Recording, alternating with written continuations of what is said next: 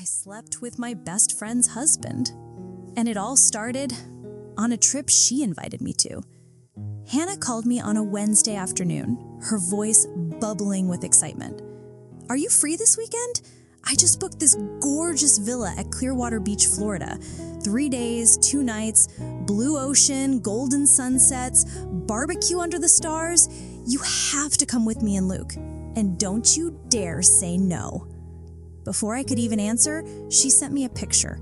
White walls, a balcony overlooking the ocean, private pool glistening under the sun. I could almost feel Florida's heat through the screen. "I'm in," I texted back, partly to escape my dull routine, partly because I was curious about Luke.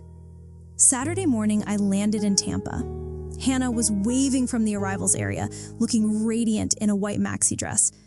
Beside her stood a tall man, broad shoulders under a white t-shirt, khaki shorts, sun-bronzed skin, hair tousled like he'd just stepped off the beach. "Luke, this is Sarah, my best friend from college." "Nice to meet you," he said, shaking my hand. His grip was warm, steady, but his eyes, they didn't just meet mine. They traced my hair, my neck, down my shoulders, past my waist, and lingered at my hips, longer than necessary. Just a few seconds, but my pulse quickened. We drove nearly an hour and a half to the villa. My room was right next to theirs, sharing a wall. From the balcony, I could hear the waves, smell the salt in the breeze. That afternoon, we headed to the beach. Hannah stretched out on a towel, soaking up the sun. I sat with a book, but my eyes kept drifting to Luke wading in the water, his shoulders glistening. He waved, calling me in. The water wrapped around me, cool and soft. When a wave knocked me off balance, his hand gripped my waist, steadying me. It lingered. Too long.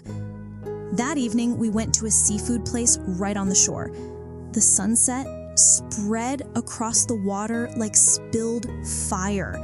Hannah ordered margaritas. Luke had a beer. I went for a mojito. They talked about work and house plans. I just listened. But every time Hannah turned away, Luke's eyes landed on my body. Slow, deliberate, like he was memorizing every line. After dinner, Hannah laughed and pressed her hand to her stomach. "I'm stuffed. I'll head back. You two take a walk." She kissed Luke on the cheek and left. The night felt suddenly heavier. We strolled along the sand in silence, waves licking at our feet. The air smelt like salt and something else, something warm. Back at the villa, I grabbed a bottle of water and stepped onto my balcony. Below, the pool shimmered under the moonlight, the sound of a door opening behind me. Luke walked out, a beer in hand. The faint scent of his cologne mixed with the sea air. I turned to head inside, but his hand landed on my hip. A pause. Firm. We stood close enough that I could feel his breath on my neck. No words, just his mouth on mine. Slow at first, then deeper. I don't remember who led who to the couch in the living room. The soft glow of the lamp fell over us. His hands gripped my waist, slid down my thighs, pulling me onto him. We moved like we'd been holding this in for years, every sound swallowed by the dark and the ocean outside. Skin against skin, heat, the faint taste of beer on his lips. His mouth on my neck, his hands exploring through thin fabric. When it was over, we sat still, listening to each other breathe. Neither of us spoke. We didn't need to. I knew I had crossed a line, and I knew this wouldn't be the last time. I told myself what happened last night was just a slip, a hand brushing my hip in the kitchen, an extra second of eye contact. It would fade away like footprints washed by the tide. But the next morning, when Hannah said she'd be out shopping for a few hours, I knew I was wrong. The kitchen was quiet. I stood at the counter, slicing watermelon, the knife tapping softly against the cutting board. Luke walked in, barefoot, his hair still damp from the ocean, carrying the scent of salt and sun. He didn't say much, just grabbed a glass of water from the cabinet. But instead of leaving, he stayed behind me. One hand rested lightly on my hip. Not forceful, but enough to freeze me in place. "You know I shouldn't be doing this," he murmured, his voice low, almost like a confession. I turned around, ready to laugh it off, but the way he was looking at me, like he was trying to memorize every inch, shut me up instantly. He stepped closer. His hand pulled me in, and his mouth found mine, urgent, tasting of ocean and heat, erasing any space between us. The knife slipped from my fingers, landing on the counter with a dull thud. I wrapped my arms around his neck, feeling the rapid beat of his heart matching mine. We stumbled backward until my back hit the laundry room door. The small room was dim, the door half closed. A thin strip of light cut across the floor. He kissed me deeper, his hand trailing from my waist down my thigh. I could hear his breathing, heavy, uneven, mixing with mine. For a moment, Hannah's face flashed in my mind, just a few blocks away, and somehow that danger only made me want him more. That night, Hannah went to bed early, exhausted from a day of swimming and taking photos. I stayed on the second-floor balcony with a glass of wine. The night ocean stretched out endlessly, waves rolling under a silver moon. The sliding door opened. Luke stepped out, also holding a glass, sitting down next to me. We sat in silence, listening to the waves. Then he set his glass down, leaning in so close I felt the warmth of his breath. "Come inside," he whispered, not asking, but telling. But instead of heading upstairs, he led me to the downstairs bathroom. He turned on the shower, the rush of water masking everything else. He pressed me against the cool tile wall, one hand gripping my wrist, the other at my back, pulling me closer. His breath was hot against my neck, making me bite my lip to hold back a sound. The bathroom door was only half shut, and right above us was Hannah's bedroom. That thought made every nerve in my body ignite. We didn't speak. We didn't need to. Our bodies knew exactly what to say. And when I looked into his eyes, I knew we had crossed a line we could never uncross. On the last day, it was almost out of control. Hannah wanted to meet a friend at the beach. Luke said he'd stay back to watch our stuff. I volunteered to keep him company, claiming I wanted to read for a bit. We sat on the couch, the TV playing in the background, neither of us watching, a slight lean, and his lips found mine again. This kiss was different, slower, deeper, like he wanted to etch it into my memory. I felt his hand trace down my spine, pulling me onto his lap. His eyes locked on mine. No hesitation, no shame, just raw decision, the kind that destroys boundaries in an instant. Somewhere far off, I could hear the ocean, the faint laughter of people on the beach. But here, in this moment, the world had gone silent. Only the pounding of my heart and the heat of his touch remained. When I rested my forehead against his shoulder, I realized I was addicted. Not addicted to him, but to this. The rush of fear, desire, and guilt all tangled together until it made my heart want to burst. The last day in Clearwater was so clear, it felt like the sky had been wiped clean. The breeze carried the scent of salt, sunscreen, and the lingering traces of the nights before, still clinging to my skin. Hannah woke up early, wearing a white robe, her hair tied up neatly. She was folding clothes while chatting with her mom on the balcony. Her laughter mixed with the sound of the waves, so peaceful it made guilt rise in me like a high tide.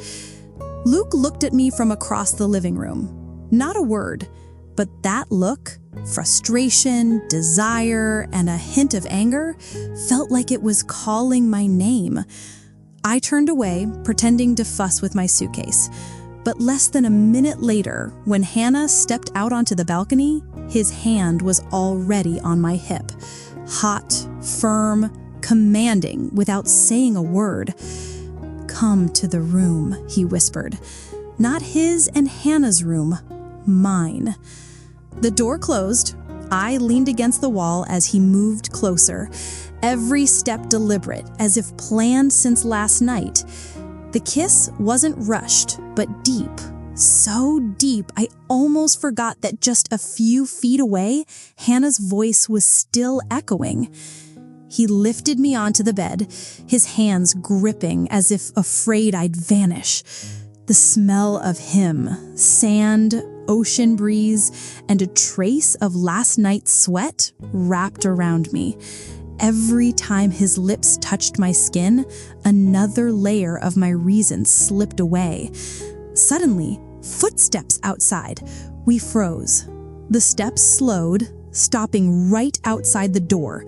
I held my breath. He placed a hand over my mouth. Our eyes locked. Then the footsteps moved away. We exhaled, but instead of stopping, he pulled me closer, as if escaping a trap only made him want me more. That afternoon, we packed up and left the villa. Hannah drove. I sat in the back with Luke. I kept my eyes on the window, avoiding his gaze, but his hand landed on my thigh, light, almost like a goodbye. His thumb pressed, then released. Before we got to the airport, Hannah stopped for coffee. He leaned in, whispering in my ear, "This isn't over." Back home, I stood under the shower for a long time. Hot water ran down my skin, but it couldn't wash away the feeling he left behind. I put on my nightgown, sat on the bed, and looked at my phone. A new message from Luke. Just one word, want. I didn't reply, but 30 minutes later, there was a knock at my door. He stood there, shirt unbuttoned halfway, breath smelling faintly of mint. Without a word, I stepped back to let him in. The door shut, shutting out the rest of the world. The kiss this time wasn't hurried like it was at the beach. It was slow, deep, like he wanted to memorize every curve, every breath. Clothes hit the floor, every touch drawn out, every movement intentional. No ticking clock, no fear of someone walking in. Just us, wrapped in a moment that felt endless. I don't know how long it lasted, only that when it was over, my body was limp, my legs weak, and if I tried to stand, I would have collapsed.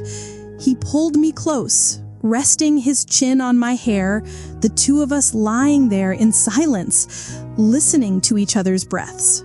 Before leaving, he whispered, "Next time, it'll be even longer." I stayed in the quiet room, heart still racing.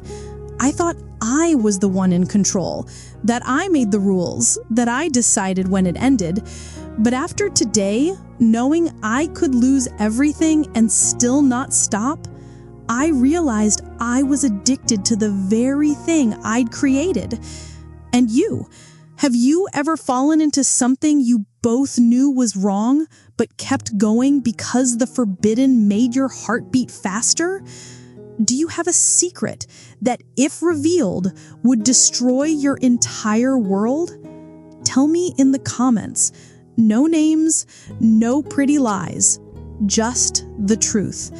And maybe the next story here will be yours.